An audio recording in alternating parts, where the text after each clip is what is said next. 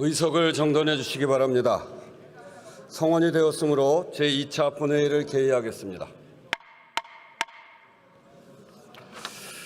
방청석에 우리 국민들 와 계셔서 잠시 소개하겠습니다. 전진숙 의원실 소개로 5.18 정신헌법 전문수록 국민추진위원회 위원들 오셨고, 황희 의원실 소개로 목동중학교 학생들 오셨습니다. 여러분 환영합니다.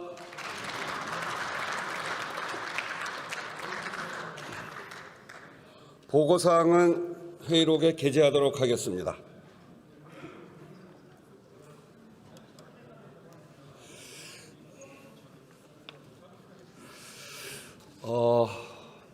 오늘 제가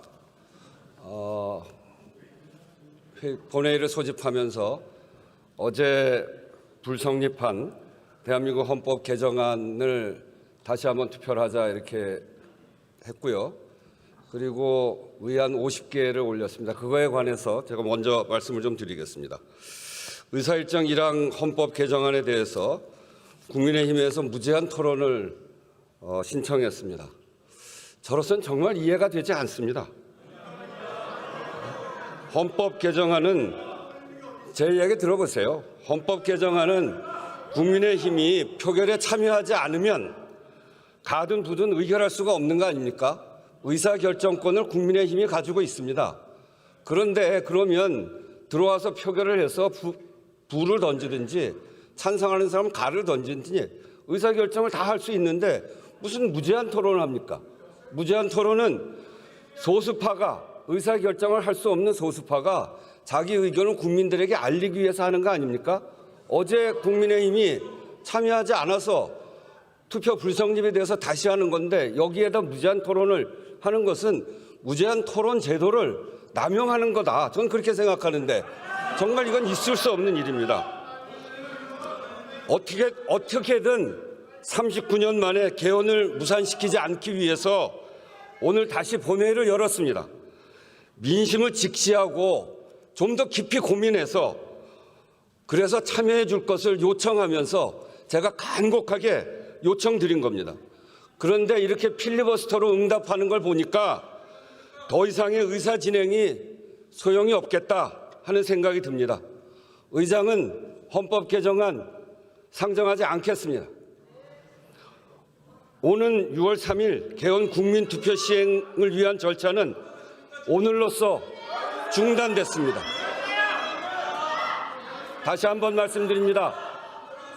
국민의힘이 이 헌법 개정안 39년 만에 하는 헌법 개정안, 그것도 불법 비상계엄을 꿈도 못 꾸게 하는 개헌, 또 군사 독재를 물리친 부마 항쟁과 그리고 전두환 내란을 극복한 5.18 민주정신을 헌법 전문에 넣어서 우리나라의 민주적 정체성을 분명히 하자는 것, 또 어느 국민들이 어디에 산다고 해서 삶이 차별되지 않도록 하자고 하는 이 헌법에 대해서 어제는 투표에 참여하지 않아서 투표를 무효시켰고 오늘은 또 무제한 토론을 하겠다고 해서 더 이상 의장은 헌법 개정안을 상정하지 않고 오늘로써 이 절차를 중단합니다. 국민투표로 주권을 행사하기 위해서 선거인단에 등록한 재외국민 여러분 그리고 관계기관에도 유감의 뜻을 표하고 국회의장으로서 죄송하다는 말씀 드립니다. 매우 아쉽습니다. 정말 몹시 안타깝습니다.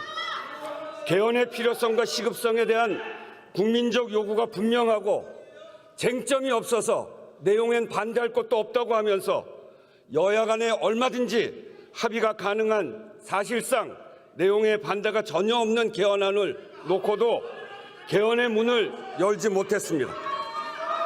정략과 억지 주장을 끌어들여 39년 만에 개헌을 무산시킨 국민의힘에 강력한 유감을 표명하지 않을 수 없습니다. 이번 개헌안은 전부 다 국민의힘이 국민들께 약속했던 내용들입니다. 작년 5.18에는 당 공식 입장으로 헌법 전문 수록을 적극 추진하겠다고까지 했습니다. 12.3 비상계엄을 반성한다고 해놓고 국가 균형 발전은 말할 것도 없습니다. 졸속 개헌이라고 하는데 그동안 의장이 숱하게 제안했습니다. 그때마다 거부하고 대답하지 않은 것이 국민의힘입니다. 절차를 한번 보십시오. 제가 재작년 2024년 7월 17일 제76주년 제헌절 경축사에서 2026년 지방선거 개헌 국민투표를 하자, 그리고 개헌특위를 구성하자, 이렇게 재작년에 이미 제안했습니다. 그래서 2024년 11월부터 국민미래개헌자문위원회를 구성했고 그 구성 안에 국민의힘도 참여했습니다. 그래서 거기서 충분히 논의를 한 바 있고, 그리고 4월 6일 날, 작년 4월 6일 날 제가 개헌 특별 담화도 했습니다. 그리고 작년 7월 17일에 다시 제77주년 제헌절 경축사에서 단계적 연속적 개헌, 여야 정당 정부와도 협력하고 여론도 수렴하겠다고 하면서 다시 개헌을 제안했습니다. 그리고 올해 국회의장 신년사에서 6월 지방선거에 맞춰 개헌 첫 단추를 끼자 다시 제안을 했고, 국회는 올해 2월 22일 헌법 개정 관련해서 대국민 설문조사를 1만 2천 명을 향해서 했고 그런 결과도 발표했습니다. 그리고 올해 3월 1일에는 헌법 개정의 관문이라고 할 수 있는 국민투표법 개정안을 올렸을 때 그때도 반대하지 않았습니까? 무제한 토론을 하고, 그래서 국민투표법도 반대하다가 어쨌든 무제한 토론을 통해서 통과가 됐습니다. 그래서 개헌의 문이 열리기 시작한 것입니다. 제가 3월 10일 다시 개헌 제안 긴급 기자회견을 하면서 17일까지 개헌특위 구성하자고 제안했습니다. 그것도 거부했습니다. 그래서 재정당 연석회의를 통해서 4월 3일 헌법 개정안 발의했습니다. 그랬더니 이런 절차가 있음에도 불구하고 이랬더니 졸속 개헌이라는 겁니다. 내용엔 반대할 게 없고 졸속 개헌이라고 하는데 제가 이렇게 여러 차례 제안했던 거 아닙니까?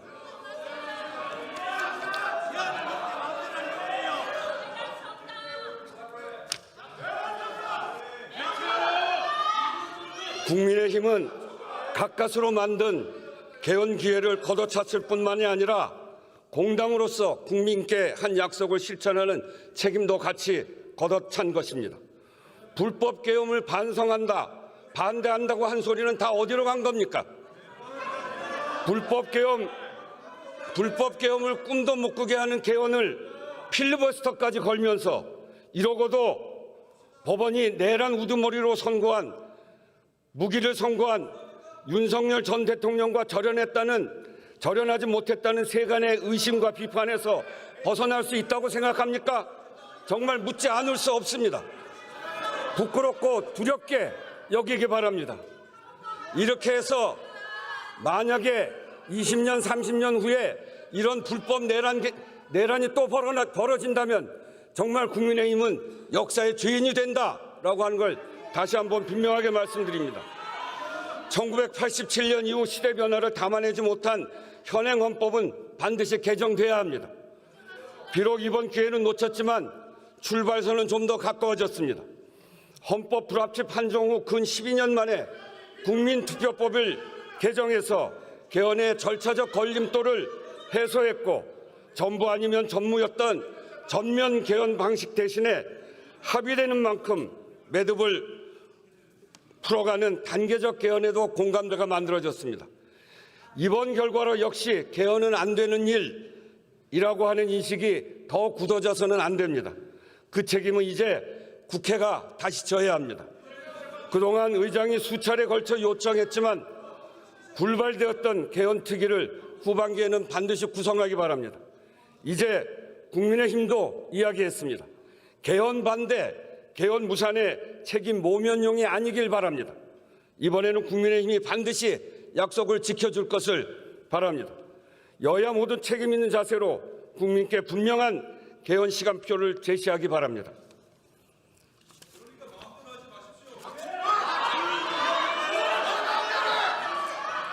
또 한 가지 더 말씀드리겠습니다. 의사 일정으로 공지된 다른 50개 법안, 이 50개 법안에 대해서도 모두 무제한 토론이 신청되었습니다.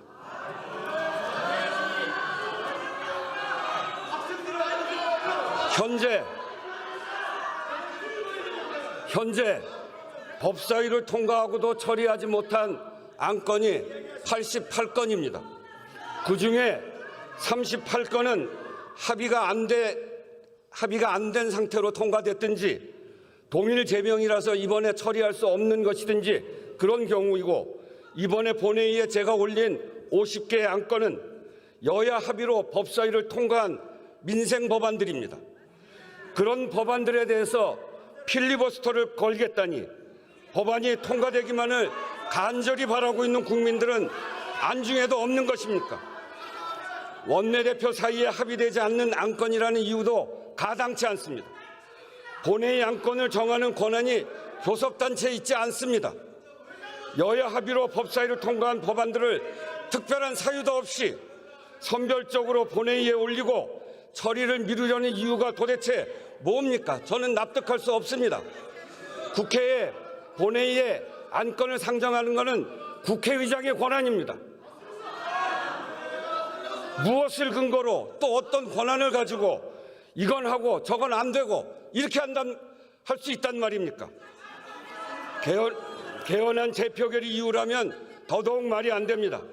표결에 불참해 투표를 성립시키는 것도 모자라서 합의한 민생 법안까지 볼모로 잡겠다고 하니 대체 무엇을 하려고 하는 것인지 지켜보는 국민들도 이해하기 어려울 것입니다.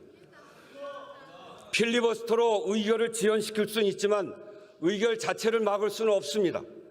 지연되는 만큼 국민의 불편, 국민의 피해만 커질 뿐입니다. 합의된 민생 법안에 대한 필리버스터는 국민들에게 목리를 부리는 것이나 다름없습니다. 어제 통과되긴 했지만 지난번 육아휴직 확대에 대한 법안이 지금처럼 미뤄지고 나서 한 워킹맘이 저에게 이런 문자를 보내왔습니다.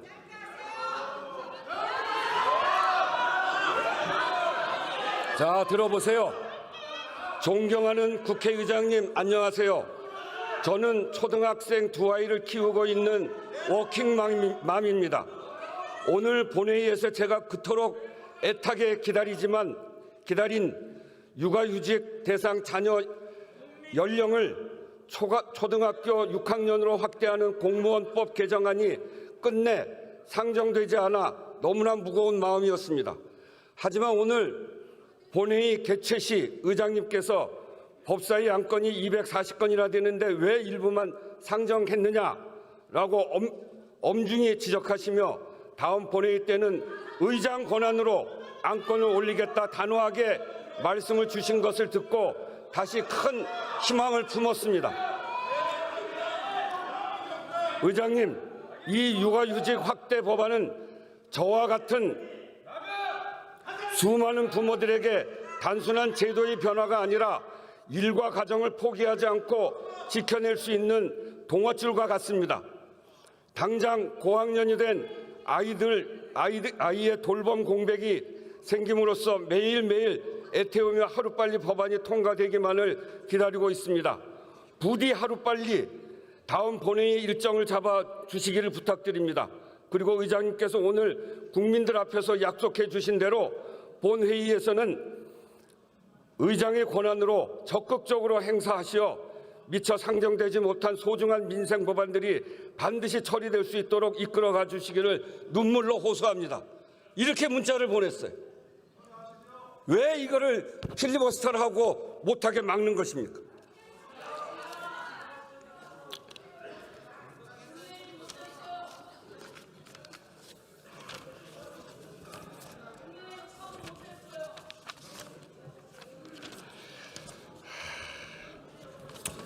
정말 속 터집니다. 속 터져요. 법안 상정권을 갖고 있는 국회의장이 법안을 올리면 여야 합의로 법사위까지 통과된 법을 필리버스터로 묶고 못하게 하고, 제가 전반기 국회의장 아닙니까? 전반기 법사위가 통과시킨 건 제가 처리하고 가야 될 거 아니에요. 여야 합의로 한 건데 그걸 왜 통과시키지 못하게 필리버스로 막습니까? 거듭 말씀드리지만 법안은 단순한 문서가 아닙니다. 국민의 삶이 들어가 있습니다. 때로는 비빌언덕, 또 때로는 위로와 용기, 희망이기도 합니다. 국민들의 삶에 필요한 법을 멈춰 세우는 것은 협상이 아니라 민생을 인질로 붙잡는 것입니다. 이런 필리버스터는 정치가 아니라 민생 인질극이라는 비판을 들어도 할 말이 없습니다.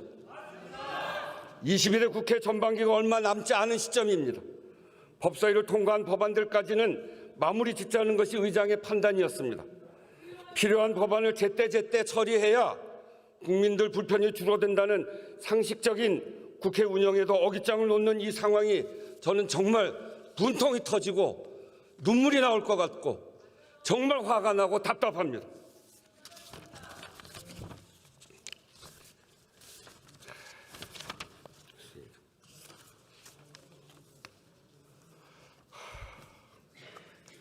정말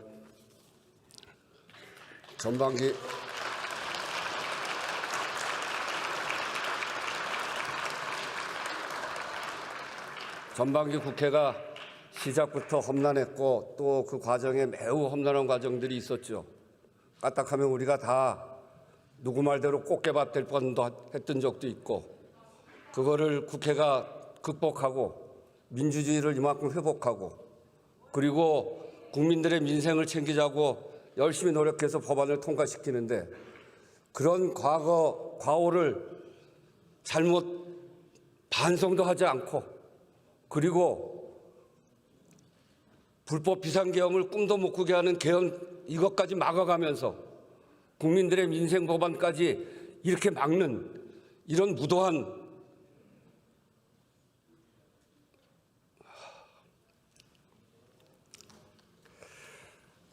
국민과 국회 어디에도 아무 이득이 없는 이 무책임한 관성은 규탄받아야 마땅합니다. 오늘 법안을 상정하지 않겠습니다. 오늘 회의는 이것으로 마치겠습니다. 사내를 선포합니다.